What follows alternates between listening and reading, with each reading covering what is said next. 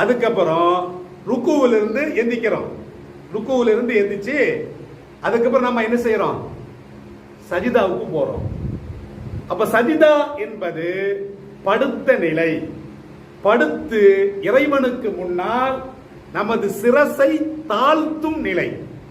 நமது சிரசு எங்க இருக்குது? அப்ப இறைவனுக்காக வேண்டி பணிந்து மண்ணிலே, அந்த மண்ணிலே அப்படியே பணிந்து இறைவனுக்காக வணங்கிறோம். இதற்கு பேர் என்ன பேரு?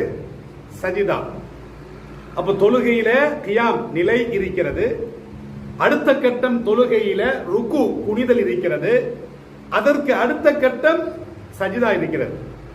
அப்ப சஜிதாவில் இருந்து எந்திரிச்சு இருப்பு இருக்கிறோமா இல்லையா? இந்த தொழுகையில 4 நிலைகள் இருக்கிறது. தொழுகையில எத்தனை நிலைகள்?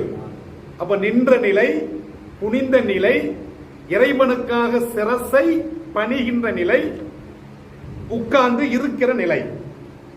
அப்ப நின்ற நிலை, அமர்ந்த நிலை, குனிந்த நிலை, சஜிதா செய்யற நிலை. இந்த 4 நிலைகள் இருக்கிறது.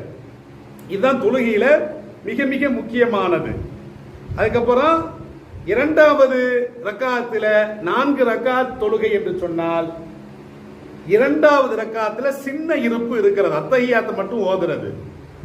இதுவே ஃபஜ்ர் என்று சொன்னால் 2 ரக்காத்துகள்ல, அப்ப 2வது ரக்காத்துல நாம் அத்தஹியாத்தையும் சலவாத்தையும் துவாவையும் ஓதி நாம் சலாம் சொல்லி தொழுகை நிறைவு செய்கிறோம். இதே 4 ரக்காத்து நான் என்ன செய்யறோம்? 2 ரக்காத்துல அத்தஹியாத்தை மட்டும் ஓதுறோம். சின்ன இருப்பு என்று பொருள்.